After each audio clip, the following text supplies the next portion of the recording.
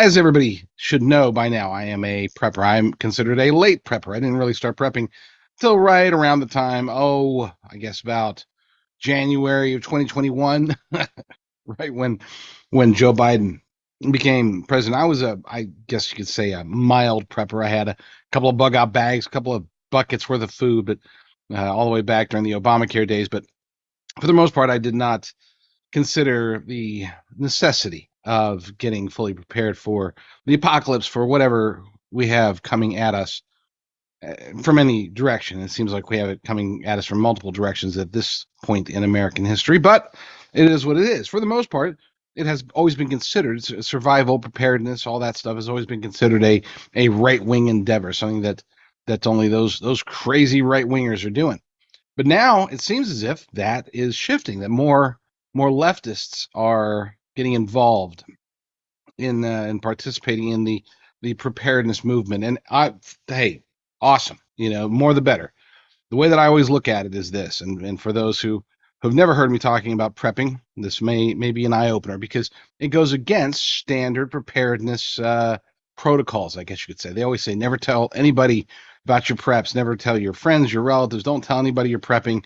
The concept there is that if and when the crap does hit the fan, everybody's going to be come running to you to take care of them.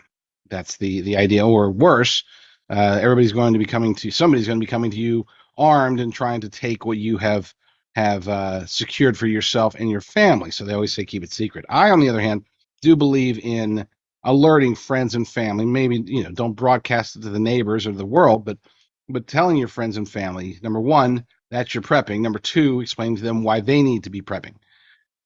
Get them on board, because the way that I look at it, we're going to need people who are not beholden to government in order to be able to fight back against whatever tyranny awaits us. And if we are unsuccessful and we can't fight back, then we're still going to need as many people as possible who were prepared, who are now able to help us to rebuild from the ashes. So I say the more the merrier. The more people that are prepared for what's to come, the fewer people there will be who are beholden to government. And as I always say, I don't care how patriotic somebody is. They could have a picture of Ronald Reagan over their bed and sing the national anthem as they brush their teeth.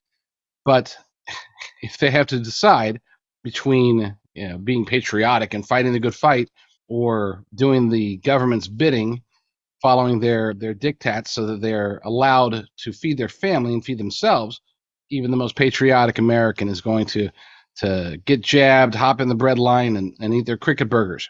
So I am a big fan of making sure that everybody we can find, everybody is ready to go, ready for whatever there is to come, and that does include the ideological left. There's an article over at endoftheamericandream.com, one of Michael Snyder's many sites. I have it over at discern.tv. I'm also going to be putting it on my Substack for preparedness, lateprepper.substack.com. You can check that out, and you'll likely catch this very commentary on it. So why has prepping become so popular with the left? And it really is a good question. I did an article the other day, I think, and he does talk about it in this article himself. So I'll just wait. I'll tell that story here in a second. According to the article, something really weird is going on. Traditionally, prepping has been associated with those on the right of the political spectrum, but now we are witnessing a dramatic shift. These days, many of the most hardcore preppers are actually on the left. These leftist preppers have become entirely convinced that we are headed for a catastrophic societal meltdown, and they are determined to try to survive whatever happens. And we are starting to see leftist fear about the future being reflected in movies and television shows. For example, a new apocalyptic disaster movie entitled Leave the World Behind is getting millions upon millions of views on Netflix. And if you guys didn't catch, I did my analysis, my review of it, and explained why they're talking about the race aspect of it. That's part of it, but I think that's more of a smokescreen. The real messages, I listed 3 messages in a previous show, and you can always check that out. You can search my site, discernreport.com, just search for Leave the World Behind, and you should see that video analysis. I'm not going to get it. Bottom line is that it does seem to be at least leaning towards preparedness, but perhaps more importantly, it's leaning towards the idea that there is nothing that you can really do. I mean, sure, if you've got the money and you can build yourself a luxury bunker somewhere, then hey, go do it. The movie, and as he notes, this is a movie with executive directors Barack and Michelle Obama. And even the actor, the director, everybody involved with it is on the left, and yet here they are doing a movie about the end of an attack on America, the end of times for this nation, at the very least, maybe for the entire world, and about getting ready and being able to survive that particular fictional apocalypse. Nothing conservative about this movie, as he notes. It was made by leftists, and it is meant to be watched by leftists, and that's important. Even though I would argue that the whole reason they put in the racist elements was to try to outrage and get people on the right to watch it, and hey, it worked. A lot of us did. Okay, a lot of us did. So why in the world would the Obamas want to make something like this? That is a good question. Hopefully, somebody will ask them. Once upon a time, leftists tended to mock preppers, but now anxiety about the 2024 election is motivating many leftists to become preppers themselves, and this is according to the New York Post. Doomsday prepping is seeping into the mainstream as Americans of all ages and political persuasions are becoming increasingly worried about the 2024 presidential election, about the prospect of a civil war. Hoarding food, water, and weapons was once associated with libertarian extremists, but as a rematch between President Biden and his predecessor, former President Donald Trump, seems all but inevitable in 2024, prepping has become a bipartisan activity, according to a Monday USA Today report. On the left, you have people afraid that Trump's going to declare himself dictator of the United States, and people on the left are going to end up as targets in some sort of authoritarian system, said author Brad Garrett. There really are lots of people out there that have convinced themselves that if Donald Trump wins the election, he will make himself a dictator and establish a fascist regime in the United States. And it's funny, I actually passed on the story for today. I was going to be doing a story for the show about basically debunking the notion that this guy who was president for 4 years and didn't declare himself dictator then has no desire there's literally zero chance that he would do the things that they're claiming that he's going to do. They're saying it's a certainty. I'm saying that it's absolutely impossible. And I'm right, because it is impossible. I don't want to make this a political segment, but just to be clear, Donald Trump's driving force, what makes him want to be president, what makes him get up and out of bed every day is his ego. And people will say, oh, that's negative, but that's not. For a president of the United States, you have to have a certain level of narcissism. You have to have a very strong ego. The sheer fact that somebody would think that they were qualified to run to become the leader of the free world, that already demonstrates an ego.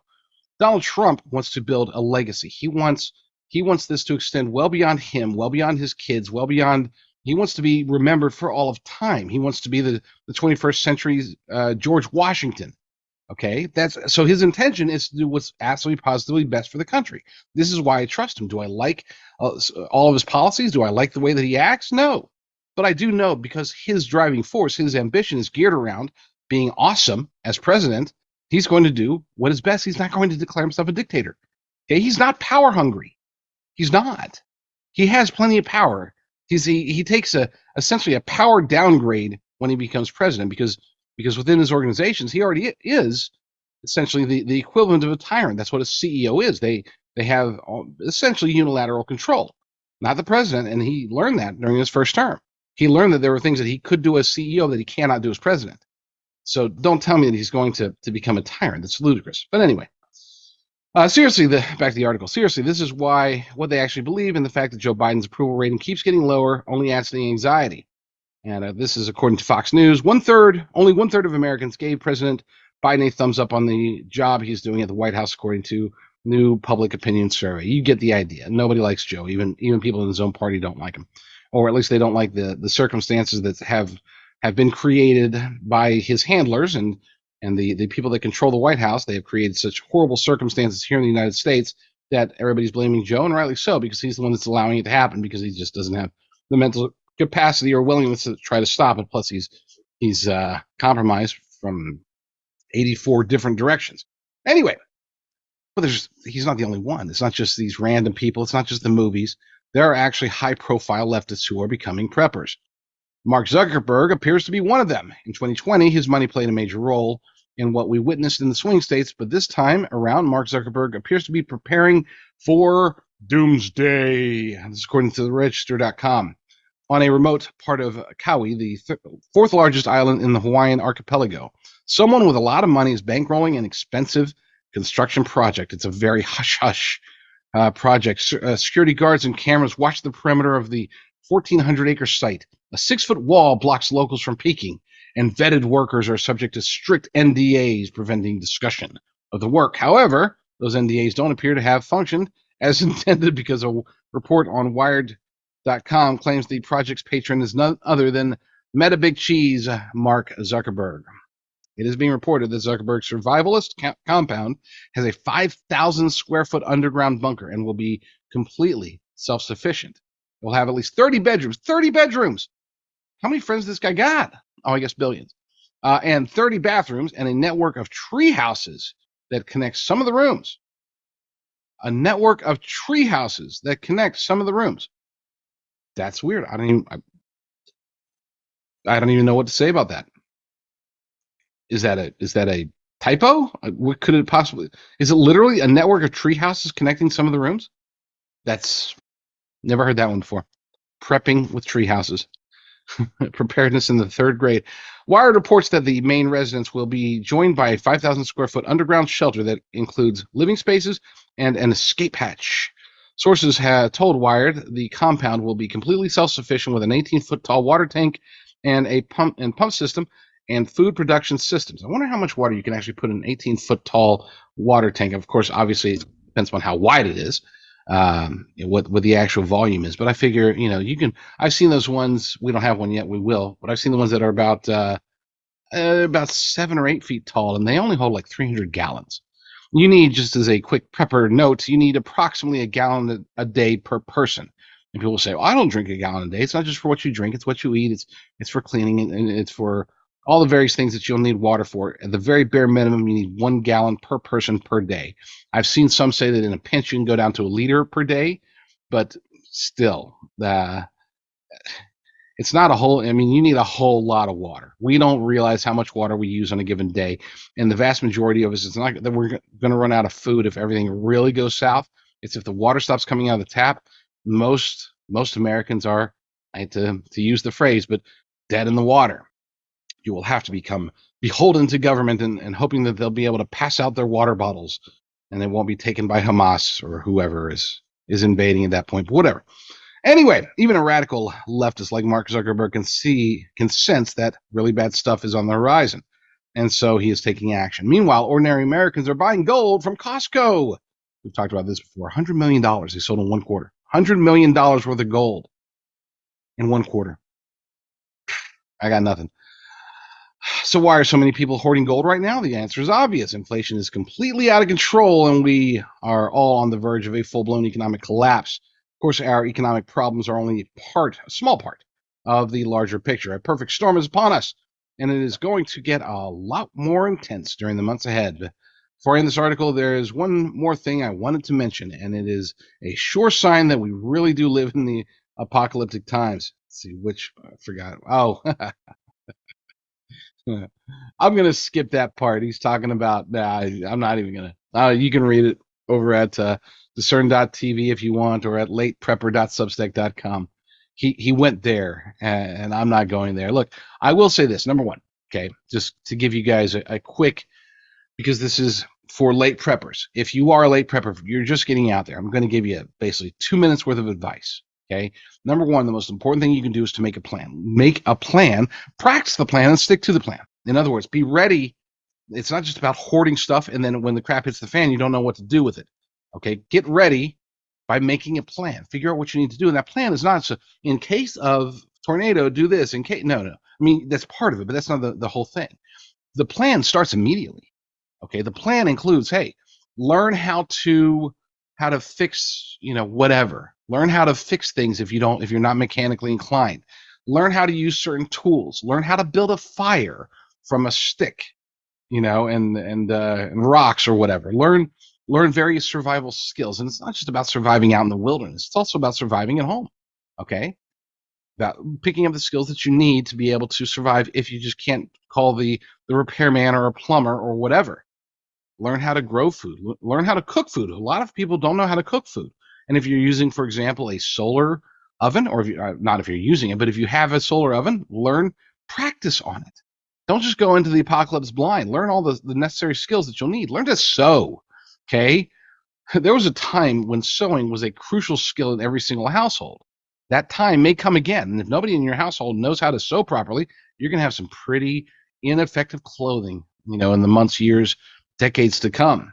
If you can't run down to the mall or go on Amazon and have more clothes delivered to you.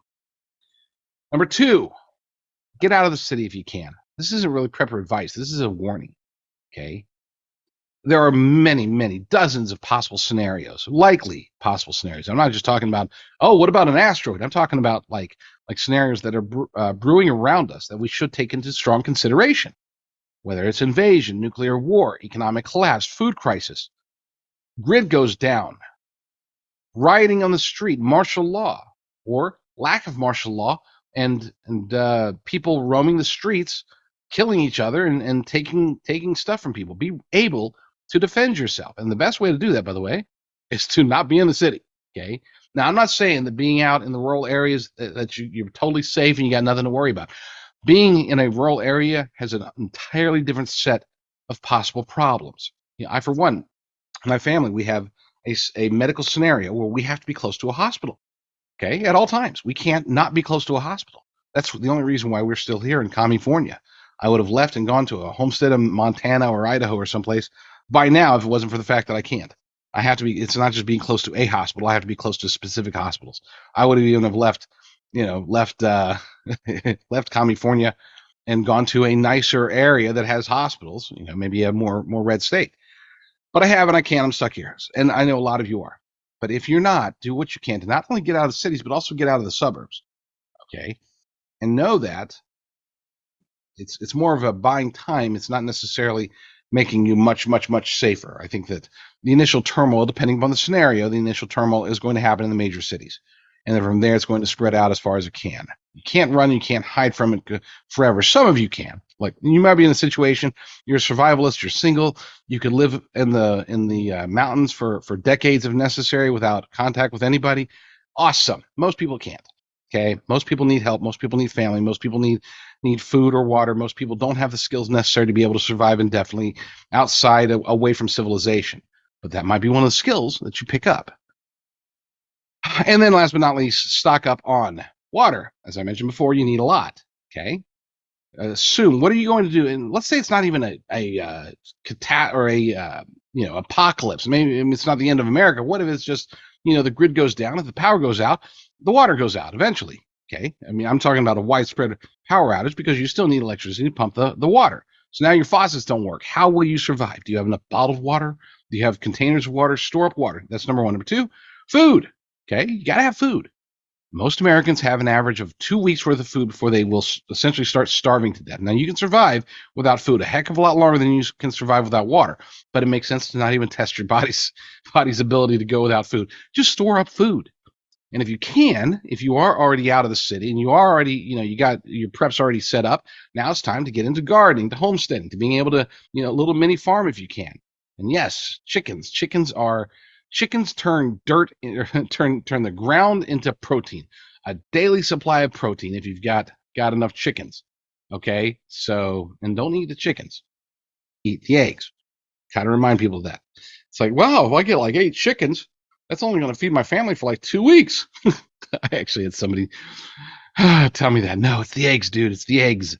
Anyway, yeah. So do whatever you can, and if you can't, let's say you can't, for whatever reason, maybe you're not in an area where you can grow a big garden and have a homestead and have chickens or whatever, stock up whatever you can, beans and rice. And by the way, just I wasn't intending to bring this up, but for those who are watching before Christmas 2023, I know a lot of people watch these in the replay later, but if you're watching before Christmas 2023, we are having essentially a once-in-a-lifetime sale over at wholecows.com.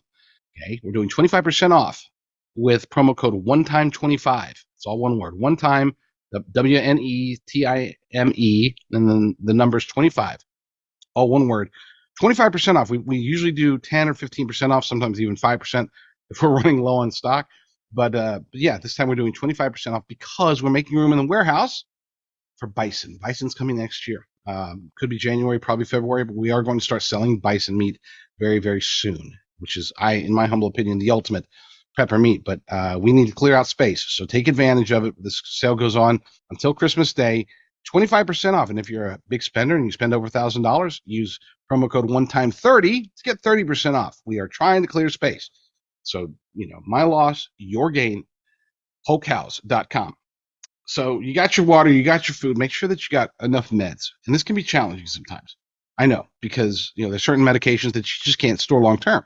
Everybody has their own needs. Assess yours, make a plan, and try to get as much as you can. And talk to your doctors. If you trust your doctor, talk to them about this. Okay, when I say trust your doctor, you don't.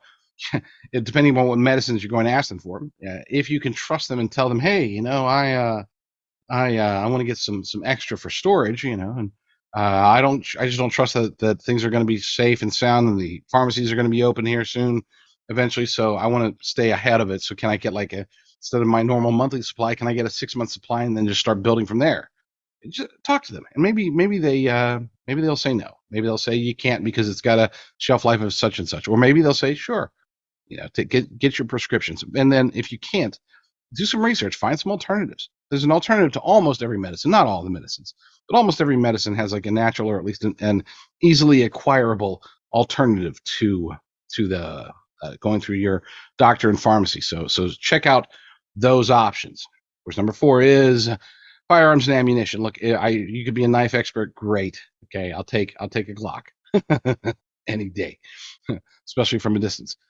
And if you're not skilled, if you don't own a firearm or not practicing with a firearm, practice. And if you don't have enough ammunition, get more. And people ask me, well, how much is enough ammunition? And my answer is more. Whatever you can get, whatever you can store, get as much as you can, because there's going to come a time when we will not. That's how they will, by the way, engage in gun control. So they're not going to go around confiscating guns. They're going to they're going to stop the production and sale of ammunition, or tax it in a way that makes it cost prohibitive. So that's my prediction. Be ready for that. Make sure you got your Bibles, for sure.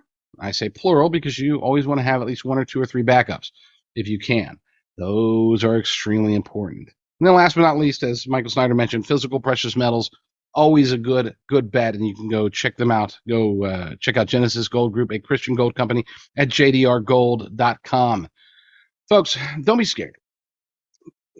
I know that the many on the left are coming on. Maybe you're listening to this, reading this, whatever, and you're on the left. Great, welcome.